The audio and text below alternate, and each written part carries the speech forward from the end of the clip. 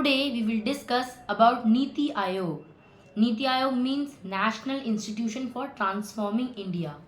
तो नीति आयोग जो है वो एक नॉन कॉन्स्टिट्यूशनल नॉन स्टैट्यूटरी एक एग्जीक्यूटिव बॉडी है जिसने प्लानिंग कमीशन को रिप्लेस किया 2014 में।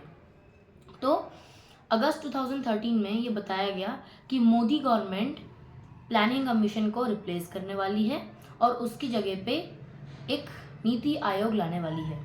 प्लानिंग कमीशन एक एग्जीक्यूटिव रेजोल्यूशन से बनी बॉडी थी, मतलब ना पार्लियामेंट ने कोई ऐसा लॉ पास किया था प्लानिंग कमीशन को बनाने के लिए, ना कॉन्स्टिट्यूशन में प्लानिंग कमीशन का जिक्र है। तो वो एक एग्जीक्यूटिव रेजोल्यूशन से पास हुई थी और जो नीति आयोग जो बना वो भी एग्जीक्यूटिव रेजोल्यूशन से ही पास हुआ। तो नीति आयोग जो है 2014 में कंस्टिट्यूट किया गया। अब इसका कारण क्या बताया गया यूनियन गवर्नमेंट ने कि नीति आयोग जो है ना उसमें स्टेट्स का रिप्रेजेंटेशन है, प्लानिंग कमीशन में स्टेट्स का रिप्रेजेंटेशन नहीं था। हम आगे बताएंगे कि प्लानिंग कमीशन में कौन कौन मेंबर्स थे और स्टेट्स उसमें बिल्कुल मेंबर नहीं थे। तो नीति आयोग का मेन ऑब्जेक्टिव क्या था कि फेडरलिज्म को स्ट्रेंथन किया जाए, कोऑपरेटिव फेडरलिज्म को बढ़ाया जाए, कॉम्पिटिटिव फेडरलिज्म को बढ़ाया जाए, स्टेट्स का जो रोल है डेवलपमेंट प्रोसेस में उसे बढ़ाया जाए। तो इसका उद्देश्य जैसे हमारे फाइनेंस मिनिस्टर उस समय के अरुण जेटली ने क्या बताया कि जो फाइनेंस कमीशन है वो 65 ईयर्स ओल्ड है ना। तो जो उसकी प्लानिंग प्रोसीजर था, उसका जो अप्रोच क्या था वो टॉप टू बॉटम अप्रोच था कि जो नेशनल लेवल पे जो पॉलिसीज़ बनेंगी वही स्टेट्स में इम्प्लीमेंट हो जाएंगी। लेकिन अब वो अप्रोच जो है वो नहीं फिट बैठेगी क्योंकि वन साइज फिट ऑल वाला सिस्टम जो है वो तब शायद ठीक होता होगा, अब जो है वो रिडेंडेंट हो चुका है। अब एक नई बॉडी की ज़रूरत है जिसका नाम है नीति आयोग और उसकी अप्रोच जो है वो बॉटम टू टॉप अप्रोच होगी। मतलब हर स्टेट्स अपने अपनी जो डेवलपमेंट पॉलिसीज़ हैं और जो सेंटर की डेवलपमेंट पॉलिसी है वो कोलैबोरेशन होकर एक नेशनल डेवलपमेंट पॉलिसी बनाई जाएगी। अब कंपोजिशन, तो नीति आयोग में जो चेयरमैन है वो कौन है? Prime minister. एक गवर्निंग काउंसिल है, गवर्निंग काउंसिल में क्या है, जितने भी चीफ मिनिस्टर हैं सारे स्टेट्स के, जो यूनियन टेरिटरीज हैं, जिन यूनियन टेरिटरीज में लेजिस्लेटिव असेंबलीज हैं उनके चीफ मिनिस्टर और जिनमें लेजिस्लेटिव असेंबली नहीं है उनके एडमिनिस्ट्रेटर, वो गवर्निंग बॉडी में है। फिर और रीजनल काउंसिल्स, तो रीजनल काउंसिल्स क्या है, जैसे नॉर्थ रीजन है, सेंट्रल इंडिया है, वेस्ट इंडिया है, ईस्ट इंडिया है, नॉर्थ ईस्ट इंडिया है। तो ये अलग अलग जो एरियाज़ है ना इंडिया में उनके लिए अलग अलग रीजनल काउंसिल स्टैब्लिश की गई हैं। उनमें कुछ पर्टिकुलर स्टेट्स आते हैं, यूनियन टेरिटरीज आती हैं। तो उस यूनियन जो हमारी रीजनल काउंसिल्स हैं उसमें प्राइम मिनिस्टर होगा एज अ चेयरपर्सन और जितने भी उस एरिया में स्टेट्स आते हैं उनका जो चीफ मिनिस्टर है वो उस रीजनल काउंसिल के मेंबर्स होंगे। और जो यूनियन टेरिटरीज आती हैं अगर उनमें लेजिस्लेटिव असेंबलीज हैं तो वहाँ पे चीफ मिनिस्टर आएगा, अगर जिनमें लेजिस्लेटिव असेंबली नहीं है वहाँ से एडमिनिस्ट्रेटर आएगा। उसके बाद स्पेशल इन्वाइटीज़, कुछ एक्सपर्ट्स जो हैं जो जिनके पास स्पेशल नॉलेज है, प्रैक्टिशनर जो हैं उनको भी इन्वाइट किया जाता है एज स्पेशल इन्वाइटीज़ ताकि वो अपने व्यूज़ भी दे सकें। अब फुल टाइम, अब जो कुछ और मेंबर्स भी होते हैं जैसे वाइस चेयरपर्सन, ये वाइस चेयरपर्सन जो है वो प्राइम मिनिस्टर अपॉइंट करता है और ये कैबिनेट मिनिस्टर की रैंक एंजॉय करता है। कुछ फुल टाइम मेंबर्स भी होते हैं, तो ये जो full time members prime minister appoint करता है ये they enjoy the rank of minister of state, minister of state की रैंक एंजॉय करते हैं। और कुछ पार्ट टाइम मेंबर्स भी होते हैं, टॉप यूनिवर्सिटीज़ के जो लीडर्स हैं, ये सब जो लोग हैं, तो उनके जो लोग हैं जो प्राइम मिनिस्टर अपॉइंट करता है मैक्सिमम 2 कर सकता है। तो ऐसे जो है पार्ट टाइम मेंबर्स भी नीति आयोग में होते हैं। अब उसके बाद सेक्रेटरीट होता है, जैसी ज़रूरत पड़े एक चीफ एग्जीक्यूटिव ऑफिसर भी अपॉइंट करता है प्राइम मिनिस्टर। अब कुछ एक्स ऑफिशियल मेंबर्स भी होते हैं, कुछ यूनियन काउंसिल ऑफ मिनिस्टर्स से कुछ जो मिनिस्टर्स होते हैं वो प्राइम मिनिस्टर जो है वो अपॉइंट करता है नीति आयोग में। अब फंक्शंस क्या है, ऑब्जेक्टिव्स क्या है नीति आयोग के, तो ऑब्जेक्टिव तो यही है कि कोऑपरेटिव फेडरलिज्म हमें इंश्योर करना है, कॉम्पिटिटिव फेडरलिज्म इंश्योर करना है, bottom to top development approach follow करनी है, रिकमेंडेशन देना है ताकि स्टेट्स भी उस डेवलपमेंट प्रोग्राम का फ़ायदा उठा सकें, स्टेट्स का भी इम्पॉर्टेंट रोल हो, स्टेट्स में कंपटीशन बढ़े, इससे क्या हो नेशनल डेवलपमेंट हो सके सही से। अब फंक्शंस क्या है नीति आयोग के, तो यही फंक्शंस हैं। इनको पूरा करने के लिए, इन फंक्शंस को पूरा करने के लिए नीति आयोग में दो बॉडीज़ हैं। एक हमारे पास क्या है, टीम इंडिया है और एक है नॉलेज एंड इनोवेशन है। टीम इंडिया का क्या काम है, कोऑपरेटिव फेडरलिज्म, कॉम्पिटिटिव फेडरलिज्म, इन सब को प्रमोट करने का काम है। और जो हमारा नॉलेज एंड इनोवेशन हब है, उसका क्या काम है, स्टेट ऑफ आर्ट रिसोर्सेज को मेंटेन करना, एक प्लेटफॉर्म प्रोवाइड करना फॉर डिस्कशन, वो जो है वो किसका काम है, नॉलेज एंड इनोवेशन हब का। अब जो जो नीति आयोग है, नीति आयोग के फंक्शंस को हम 4 कैटेगरीज में डिवाइड कर सकते हैं। एक तो पॉलिसी एंड प्रोग्राम का फ्रेमवर्क बनाना, है ना, कोऑपरेटिव एंड कॉम्पिटिटिव और कोऑपरेटिव फेडरलिज्म को इंश्योर करना, थिंक टैंक की तरह काम करना, क्या करना, सेंट्रल गवर्नमेंट को एडवाइस करना अबाउट द, ताकि फेडरल डेवलपमेंट हो सके, और मॉनिटरिंग एंड इवैल्यूएशन। तो मॉनिटरिंग एंड इवैल्यूएशन हो गया, थिंक टैंक की तरह काम करे, साथ में प्रोग्राम्स एंड पॉलिसीज़ का फ्रेमवर्क बनाता है, और competitive and cooperative federalism ensure करता है।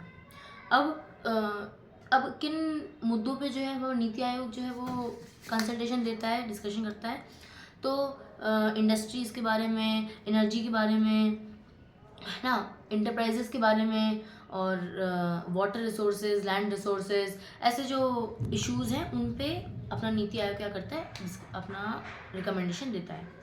अब नीति आयोग के गाइडिंग प्रिंसिपल्स क्या हैं, तो there are 7 guiding principles of Niti Aayog, main. तो उसमें अंत्योदय का पहला सिद्धांत है। अंत्योदय जो है वो क्या है ना, जब भारतीय जनसंघ बनी थी, तो जो दीनदयाल उपाध्याय थे, फाउंडिंग फादर्स ऑफ भारतीय जनसंघ, तो उनका एक कॉन्सेप्ट था, क्या था, अंत्योदय। अंत्योदय का मतलब जो मार्जिनलाइज सेक्शन सोसाइटी के, जिन तक आज तक जो फैसिलिटीज़ है, सर्विसेज है, वो नहीं पहुंच पाई हैं, उन सर्विसेज को उन लोगों को सबसे पहले प्रायोरिटी दी जाए, उनका डेवलपमेंट किया जाए सबसे पहले। अगला क्या है, इंक्लूजन, कि वल्नरेबल और जो हमारे मार्जिनलाइज लोग हैं उनका इंक्लूजन बढ़े डेवलपमेंट प्रोसेस में। हर विलेज जो है वो डेवलपमेंट प्रोसेस में पार्टिसिपेट करे, हर विलेज जो है वो अपना डेवलपमेंट प्रोग्राम बनाए, फेडरलिज्म जो है वो स्ट्रांग हो।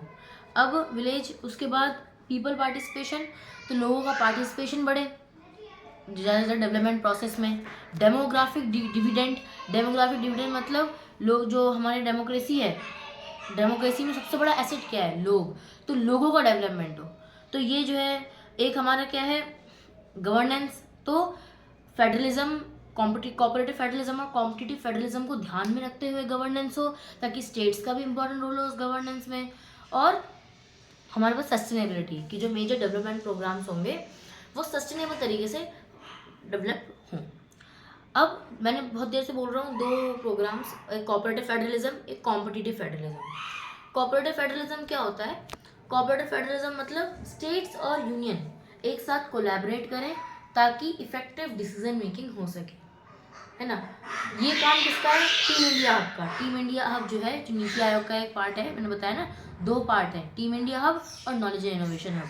जो टीम इंडिया हब है उसका काम क्या है, कोऑपरेटिव फेडरलिज्म को बढ़ाना। अब ये कैसे करती है टीम इंडिया हब, तो ये कैसे करती है, तो स्टेट्स और यूनियन टेरिटरीज जो है वो सेंटर के साथ जब डिस्कशन करते हैं, है ना, चीफ मिनिस्टर्स की मीटिंग होती हैं, तो इन सब से क्या होता है, जो कोलैबोरेशन होता है between the states, between the union and states, वो बढ़ता है ना। तो इससे क्या होता है, कोऑपरेटिव फेडरलिज्म हमारा स्ट्रेंथन होता है। नीति आयोग क्या है, बहुत सारे टेक्निकल एडवाइस भी देते हैं सेंटर और स्टेट के बारे में, कैसे कोऑपरेटिव फेडरलिज्म जो है वो इम्प्रूव किया जा सके।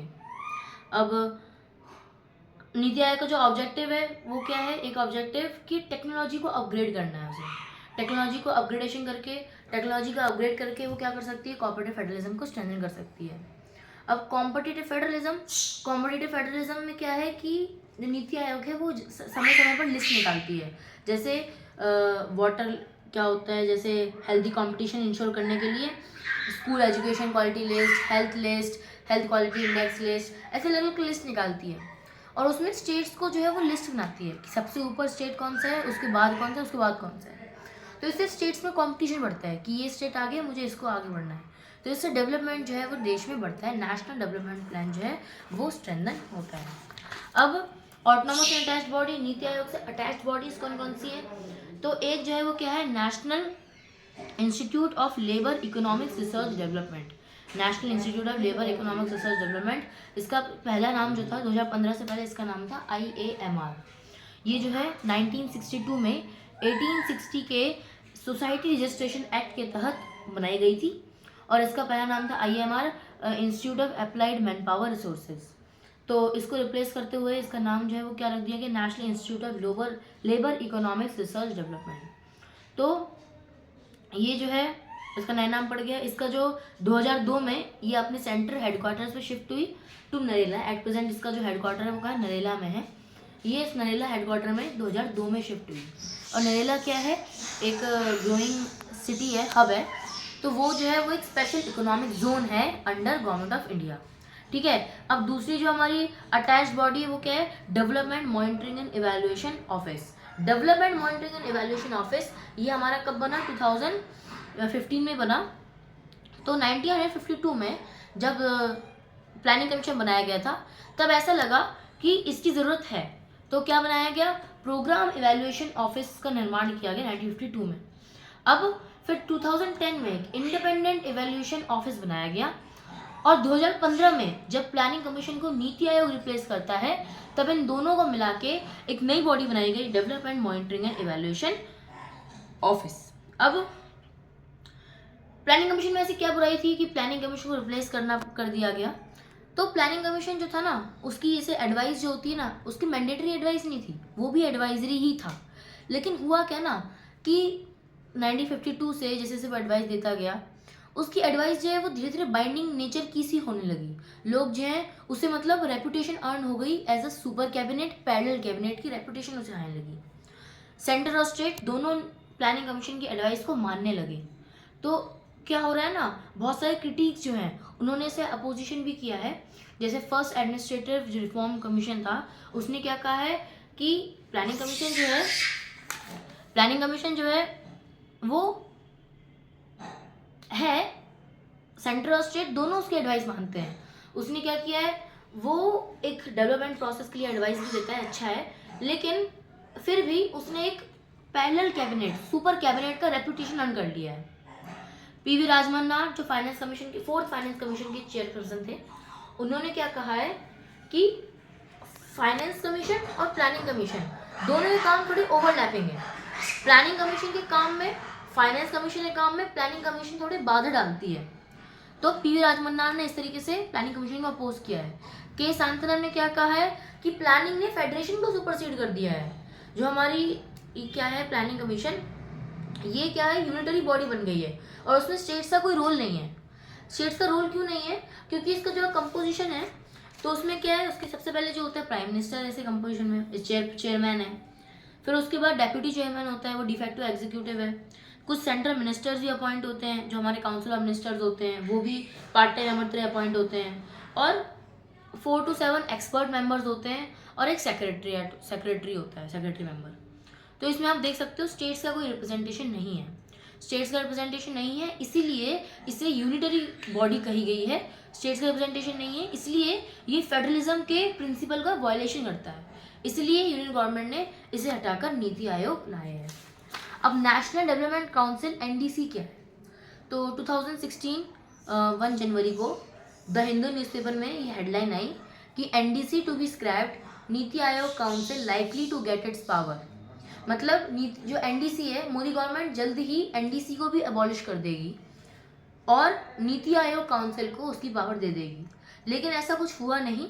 जो नेशनल डेवलपमेंट काउंसिल है वो अभी भी है। उसकी पिछली मीटिंग 2012 में दिसंबर में हुई थी और उसके बाद से उसकी मीटिंग ही नहीं हुई जब से प्लानिंग कमीशन हट गया, क्योंकि वो प्लानिंग कमीशन के लिए ही बनाई गई थी एनडीसी। एनडीसी में अगर हम उसके मेंबर्स की बात करें तो उसमें प्राइम मिनिस्टर होता है, जितने भी कैबिनेट मिनिस्टर्स होते हैं वो उसके मेंबर होते हैं, जितने भी चीफ मिनिस्टर्स होते हैं स्टेट्स के वो उसके मेंबर होते हैं, और जितनी भी यूनियन टेरिटरीज हैं जिनमें लेजिस्लेटिव असेंबली है उनके चीफ मिनिस्टर और साथ में एडमिनिस्ट्रेटर भी, और जिनमें लेजिस्लेटिव असेंबली नहीं है उसके एडमिनिस्ट्रेटर, तो वो सब जो होते हैं वो इसके मेंबर होते हैं। तो एनडीसी के ऑब्जेक्टिव्स क्या थे, अभी भी है एनडीसी, लेकिन अब वो रूडिमेंट्री सी हो गई है। तो एनडीसी के ऑब्जेक्टिव्स क्या है कि प्लानिंग कमीशन में तो स्टेट्स का रिप्रेजेंटेशन नहीं था, एनडीसी में है। तो एनडीसी का काम क्या था कि स्टेट्स का रिप्रेजेंटेशन हो डेवलपमेंट प्रोसेस में, एक टोटल नेशनल डेवलपमेंट प्लान बनाया जा सके। लेकिन अब क्या है, नीति आयोग के जो हमारा नीति आयोग है उसमें स्टेट्स का रिप्रेजेंटेशन है। और फंक्शंस क्या थे इसके कि जो प्लानिंग कमीशन था ना, प्लानिंग कमीशन जो प्लान्स बनाता था, तो उस प्लान्स में जो प्लानिंग कमीशन का ऑब्जेक्टिव था उन ऑब्जेक्टिव्स को पूरा कैसे किया जाए, तो उनके लिए जो सजेशंस थे, रिकमेंडेशंस थे, वो हमारा ये एनडीसी देता था। उसके बाद उनको कैसे पूरा किया जा सके उसकी रिकमेंडेशन, जो प्लान आता था, जो हमारा प्लानिंग कमीशन आता था, उसको रिवाइटलाइज करता था, चेक करता था, स्टेट्स का उसमें कहीं उनके अधिकारों का वॉयलेशन तो नहीं हो रहा, स्टेट्स का पर्सपेक्टिव जोड़ता था उसमें, है ना। तो एनडीसी जो था वो स्टेट्स के बिहाफ पे प्लानिंग कमीशन में काम करता था। लेकिन अब क्योंकि नीति आयोग में स्टेट्स का भी रोल हो गया है, तो अब एनडीसी का कोई खास काम नहीं है, लेकिन इसे अबॉलिश नहीं किया गया। So this was chapter. Thank you.